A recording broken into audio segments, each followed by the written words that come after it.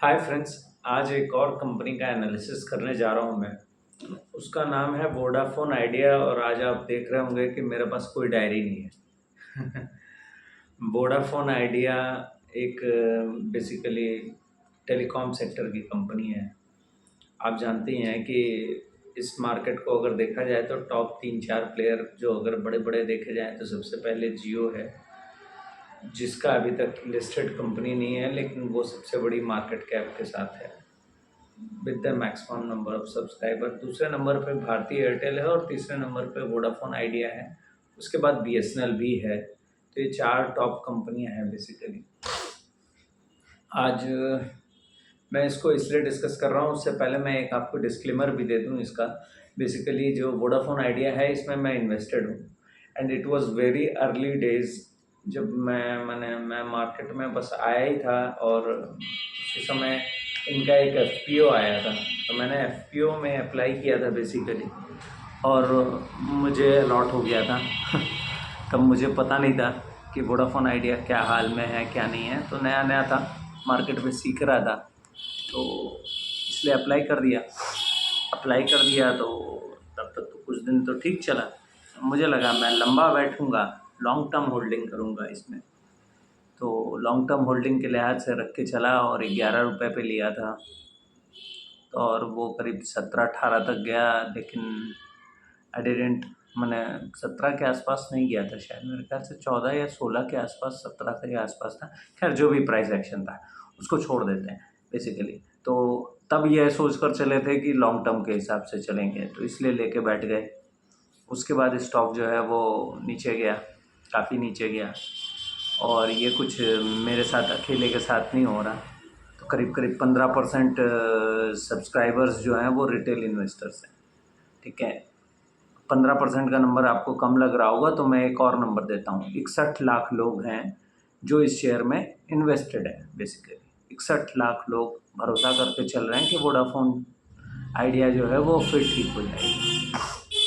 होगी कि नहीं, ये अभी भी अधर में लटका हुआ मामला है। तो बेसिकली कंपनी हमेशा से ही कोशिश कर रही है। पहले ये आइडिया थी, आइडिया कंपनी को मर्ज कर दिया गया वीआई के साथ, माने वोडाफोन आइडिया के साथ, वोडाफोन के साथ। तो उसके बाद ये वोडाफोन आइडिया बोल के कंपनी बन गई। अब प्रॉब्लम क्या होता है ना, एक अंग्रेज़ी में कहावत है, too many cooks spoil the broth. तो बहुत सारे लोग जब मिल जाते हैं ना, तो फिर वो कॉम्बिनेशन बनता नहीं है बेसिकली। और ये बहुत ही हाई कैपेक्स वाला बिजनेस है, माने इसमें पैसा बहुत खर्च होता है। आपको पहले पूरा इंफ्रास्ट्रक्चर खड़ा कर देना पड़ता है, उसके बाद कहीं रेवेन्यू जनरेशन की बात आती है। तो ये बहुत ही माने ऐसा है कि आपने सारा पैसा डाल देना है पहले, और उसके बाद रेवेन्यू आने में बड़ा लंबा वक्त लगता है। तो ये प्रॉब्लम है। अब ये है एक ओवरऑल लुक मैं आपको वोडाफोन का। तो ये था कि मैं इन्वेस्टेड हूँ, ये डिस्क्लेमर है। मेरा व्यू आपको शायद बायस्ड भी लग सकता है, तो मैं आपको अपना ड्यू डिलिजेंस करना है।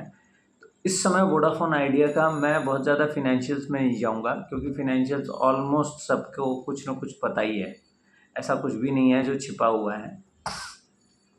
तो इसमें इस समय जो होल्डिंग है उसको अगर समझा जाए तो करीब करीब 25% होल्डिंग जो है वो प्रमोटर के पास है, जिसमें कि आदित्य बिरला और वीआई है, माने वोडाफोन है।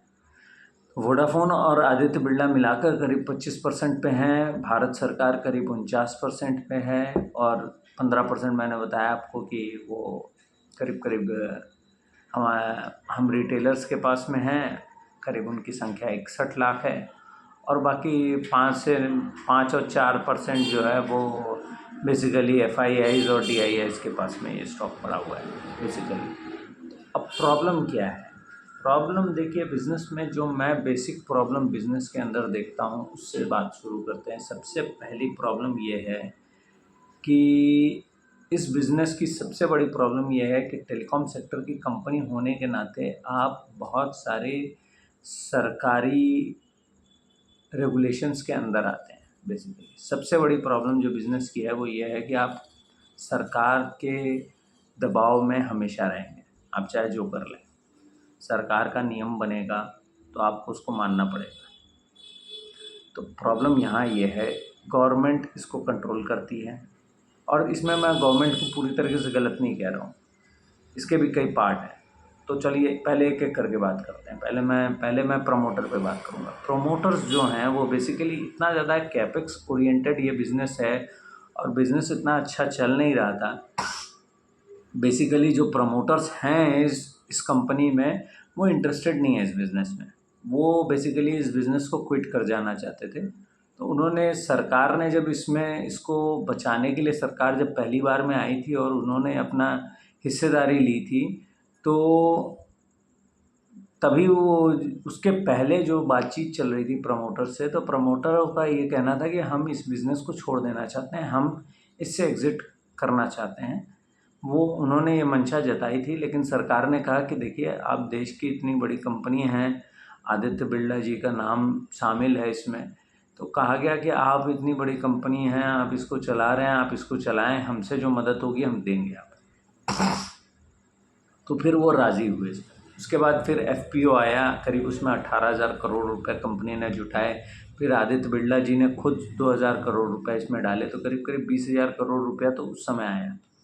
तो हुआ बेसिकली इसमें ये है, इसमें ये सिचुएशन ऐसी है कि इसमें प्रमोटर्स एग्ज़िट कर जाना चाहते थे, तो सरकार ने रोक लिया, कहा भाई रुको, रुक गए, चलो भाई ठीक है। अब आगे पैसा तो हुआ, अब आपने पब्लिक को बेवकूफ़ बनाया। अब आ जाता हूँ रिटेलर्स की बात पे। रिटेलर्स को आपने 11 रुपये पे शेयर दिया, सरकार को कितने पे दिया? सरकार ने अपने इक्विटी ट्रांसफॉर्म किया है अभी 10 रुपये पे किया है, तो रिटेलर बेकार है इसका मतलब। सरकार जब 10 पे खरीद रही है तो रिटेलर को और नीचे मिलना चाहिए। तो अभी ये समस्याएं रिटेलर्स की कौन उठाएगा? कोई नहीं उठाएगा, कोई बोलेगा भी नहीं, किसी को कोई फ़र्क भी नहीं पड़ेगा और कोई इंटरेस्टेड भी नहीं है आपकी या किसी भी रिटेलर की। मैं अगर आज लॉस में हूँ तो मैं लॉस में हूँ, और मैं आपको ये कहूँगा, मेरा व्यू इस पे ये है कि मेरा कन्विक्शन है। मैं बिज़नेस में अभी बैठूँगा, मैं देखूँगा इसको, क्योंकि मेरा कन्विक्शन है एंड मैं उसके बेसिस पे चल रहा हूँ। सब अपना अपना डिसीजन स्वयं लें, सबका निर्णय अलग होना चाहिए, सबका अपना एक आइडिया होना चाहिए। लेकिन प्रॉब्लम इस बिज़नेस में सबसे बड़ी प्रॉब्लम ये है, एक तो प्रमोटर का आधे मन से इस बिज़नेस में शामिल होना, सबसे बड़ी प्रॉब्लम ये है। वो देखते नहीं, कभी ध्यान नहीं देते, बोलते हैं चलो चल रहा है, हमारा नाम लगा हुआ है, लगा है। अरे लगा नहीं है, आप शेयर होल्डर्स को देखिए क्या वैल्यू मिल रही है, कोई वैल्यू नहीं मिल रही है, बिज़नेस ही नहीं चल रहा, लॉस में है आप, तो वैल्यू तो तब होगी जब प्रॉफिट होगा। आप लॉस मेकिंग कंपनी है, आपको क्या वैल्यू मिलेगी किसी को कुछ? पहली चीज़ ये एक प्रॉब्लम है। दूसरी प्रॉब्लम अगर इस पे आए कि गवर्नमेंट का जो है, गवर्नमेंट का इंटरवेंशन बहुत है। अगर आप देखें सरकार से जब ये बातचीत तय हुई, अब मैं इसको पूरी कहानी की तरह एक साथ में डॉट्स कनेक्ट कर रहा हूँ। ये इंटरेस्टेड नहीं थे पहले, बोले हम क्विट कर जाते हैं इस बिज़नेस को, सरकार ने इनको राज़ी किया, नहीं आप बने रहिए व्यापार में, हमसे जो मदद होगी हम करेंगे। तो सरकार ने मदद की, चलिए वहाँ तक बात ठीक है। अब सरकार ने जब मदद की, ये थोड़ा सा रिवाइव हुए, अब ये अपने पास से पैसा नहीं लगाना चाहते व्यापार में, क्योंकि इनको ये दिख रहा है ये तो कुआँ है, यहाँ हम जितना डाल देंगे उतना बेकार है। तो ये अपने पास से कोई पैसा नहीं लगाना चाहते, ये सरकार से चाहते हैं कि सरकार फुल ऑन सपोर्ट करे इनको हर चीज़ पे, और सरकार नहीं फुल ऑन सपोर्ट करती है, बिकॉज सरकार के अपने ऑब्लिगेशंस होते हैं, उनको अपने जवाब देने होते हैं। देखिए सरकार का काम करने का तरीका ऐसा होता है कि वो एक परिवार की तरह है, कभी फूफा नहीं मानते, कभी चाचा नहीं मानते, कभी बड़े चाचा नाराज़ हो जाते हैं तो कभी छोटे चाचा नाराज़ हो जाते हैं। सरकार ऐसे चलती है, आप ऐसे समझिए इस बात को। इससे ज़्यादा मुझे डिटेल पे बोलना चाहिए कि नहीं मुझे नहीं मालूम, लेकिन सच यही है, एक परिवार की तरह है जिसमें कभी कोई नाराज़ होता है, कभी कोई नाराज़ होता है भाई। कभी वोडाफोन आइडिया अब जो मैनेजमेंट है वो चलाना चाहता है, तो वो कहता है भाई हमको बैंक से लोन दिलवा दो, तो सरकार ये भी नहीं खड़ी होती है। सरकार 49% इस समय हिस्सेदारी ले रखी है, लेकिन बैंक से लोन नहीं हो रहा है। AGR ड्यू का मामला होता है, वो कोर्ट में जाते हैं, सुप्रीम कोर्ट रूलिंग दे देता है कि हटो, कोई लेना देना नहीं, हमसे कोई मतलब नहीं। तो वहाँ से भी खाली हाथ, इनको पैसा नहीं मिल रहा है। इन्होंने पैसा लगाया, रिटेल इन्वेस्टर्स को फंसाया। न्यूज़ेज़ तो आप ये समझें कि सप्ताह में कहो 2 न्यूज़ आती हो वोडाफोन पे, तो मैं तो न्यूज़ अब देखता भी नहीं और सुनता भी नहीं, और ये मेरा काम भी नहीं है। मैं बिज़नेस ट्रैक करता हूँ, मेरा काम है बिज़नेस को ट्रैक करना। ये न्यूज़ के चक्कर में नहीं पड़ता हूँ, ये हो रहा है वो हो रहा है वो सब नहीं, जो जो डॉक्यूमेंटेशन होता है उसको देखता हूँ। तो प्रॉब्लम क्या है सरकार के साथ, सरकार ने अपना इक्विटी डाइल्यूशन से कंप्लीट करके उन्होंने जितनी मदद करनी थी सरकार के हाथ में जितना था उन्होंने किया। बेसिकली 49% हिस्सेदारी ले ली, कहा चलो आपका ये डेट हमने कम कर दिया, अब इनको डेट नहीं मिल रहा है, प्रमोटर कोई पैसा लगाना नहीं चाहते। अब सरकार के साथ प्रॉब्लम ये है कि डुओपोली नहीं चाहते वो टेलीकॉम सेक्टर में, वो नहीं चाहते कि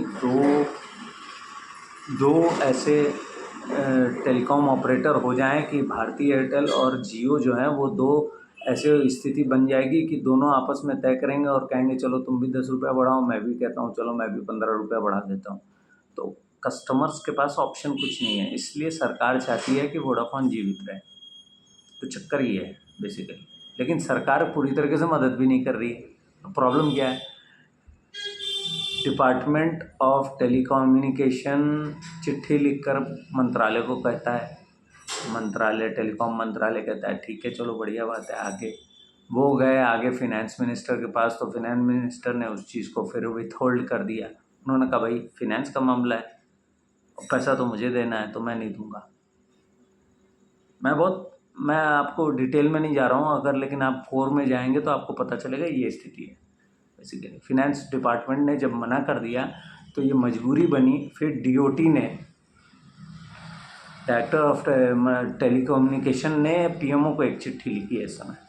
पीएमओ के पास एक चिट्ठी गई है फॉर द रिकमेंडेशन कि इनको कैसे हेल्प की जा सकती है और क्या ऑप्शंस हैं जिसको कि आप, अब क्योंकि प्रॉब्लम यह है इस देश में इस समय प्रधानमंत्री जी अगर कुछ कह देंगे तो सब मान लेंगे, वो स्थिति पर खड़ा हुआ है। और इस मामले में फिनेंस मिनिस्ट्री ने सीधे तौर पर मदद करने के लिए मना कर दिया, बिकॉज बहुत नेचुरल सा रीज़न है, कंपनी के ऊपर इतना लंबा डेट है, एजीआर ड्यूज़ पेंडिंग हैं, और यहाँ आप कितनी मदद करेंगे।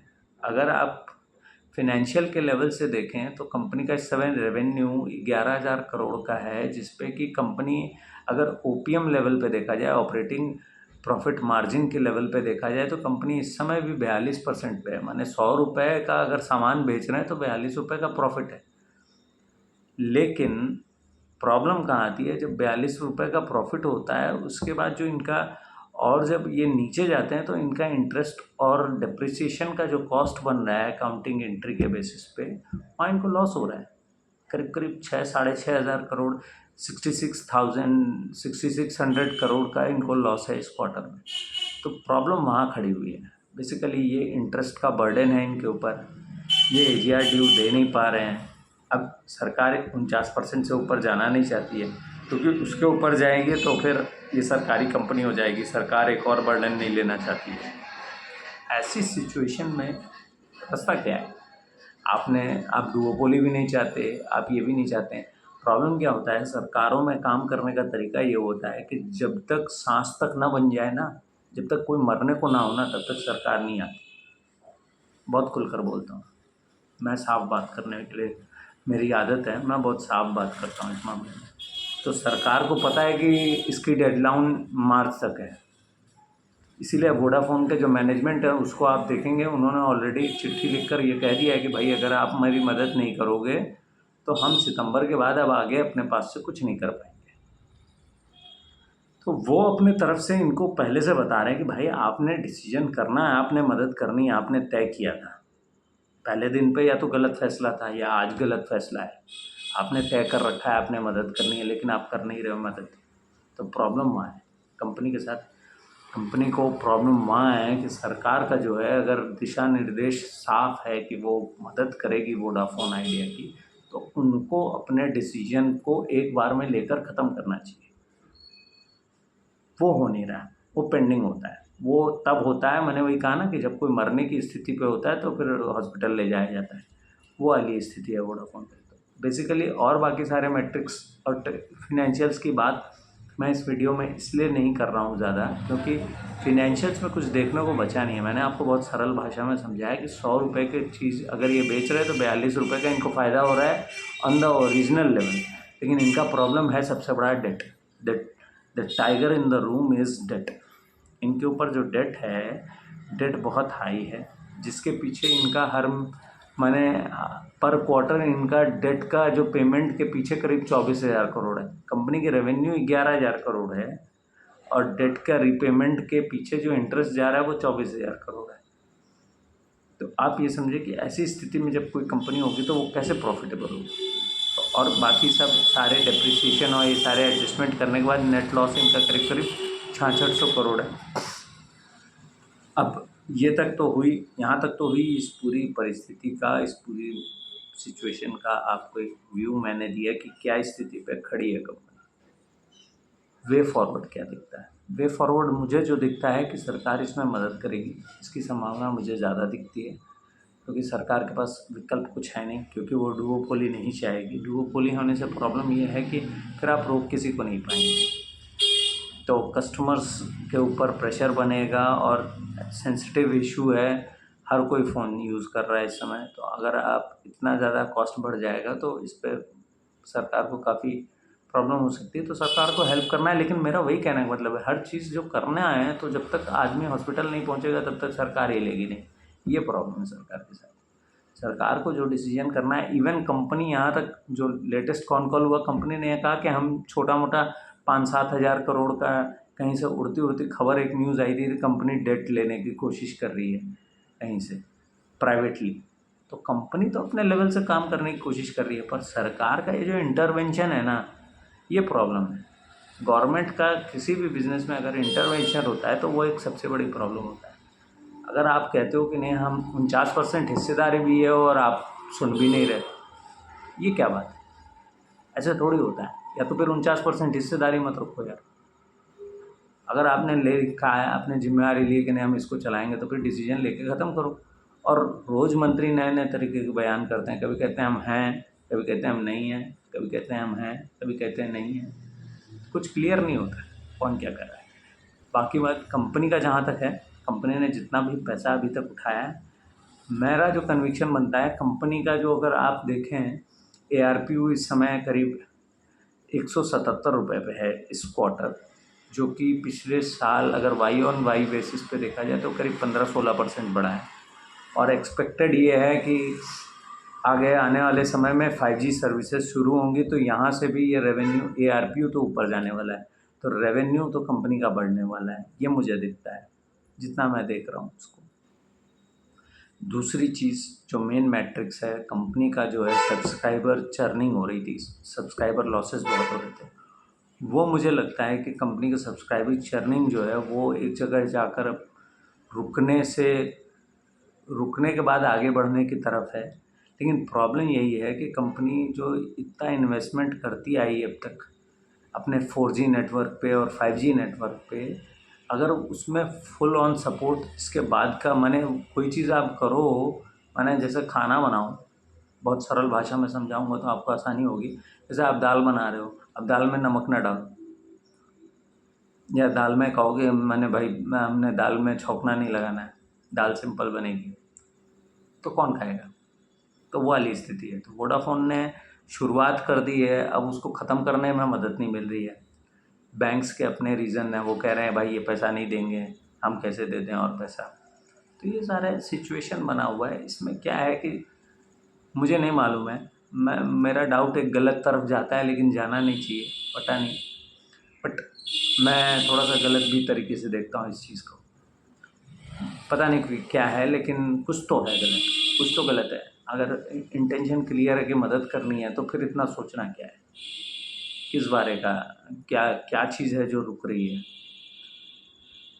तो ऐसी सिचुएशन ठीक नहीं है बिज़नेस के लिए, मेरा ये मानना है। बाकी बात कंपनी के सारे मैट्रिक्स, अगर कंपनी को मदद मिल जाए, मेरा ये मानना है इस समय कंपनी का जो वे आउट दिखता है वो ये दिखता है कि कंपनी को कहीं से पैसे की मदद मिल जाए, या डेट पे रिलैक्सेशन मिल जाए, या नया डेट मिल जाए, या किसी तरीके से भी इनको पेमेंट को डिफ़र्ड कर दिया जाए, तो उसके बेसिस पे जो इनके पास रेवेन्यू जनरेशन क्रिएट हो, उसको धीरे धीरे करके। लेकिन बिना डेट के इस समय करेंटली सिचुएशन अब नहीं है कंपनी की कि वो आगे जाएं, क्योंकि उनका जो मैंने बताया कि बहुत हाई कैपेक्स वाला बिजनेस है। इसलिए मोर इम्पॉर्टेंटली लगता यही है कि इसमें जो है कैपेक्स की इस समय ज़रूरत है उनको, तो उनको कहीं ना कहीं से तो डेट चाहिए, एडिशनल डेट चाहिए बेसिकली। और वो एडिशनल डेट मिलेगा तो ये आगे चलकर अपना रेवेन्यू बढ़ा सकेंगे, ये स्थिति पर खड़ी है कंपनी। तो ये मेरा एनालिसिस था। बाकी कोई ऐसी पॉइंट, अभी और भी बहुत सारी चीज़ें हैं, लेकिन मैं बहुत ज़्यादा फिनेंशियल्स में इसलिए नहीं जा रहा हूँ क्योंकि बात अभी डेट पे अटकी हुई है। और भी सारी चीज़ें हैं, लेकिन डिस्कस करने का कोई मतलब नहीं बनता, because situation it is kind of intervention, किसी के कुछ ना करने की वजह से रुका हुआ है मामला। तो जब ये चीज़ आगे बढ़ जाएगी तो ज़्यादा डिटेल में डिस्कस कर सकते हैं। तो देखते हैं क्या होता है। आप, मैं कोई बाई सेल का रिकमेंडेशन नहीं है इस स्टॉक के बारे में, आप अपना एनालिसिस स्वयं करें। आप देखें कि क्या आपको लग रहा है कि क्या हो सकता है इसमें। एनालिसिस करें, अपने फाइनेंशियल एडवाइज़र से एडवाइस करें। कोई सवाल हो, कोई डाउट हो, उसको ज़रूर पूछें। मैं कोशिश करूँगा उसको सॉर्ट आउट करने की। Thank you so much.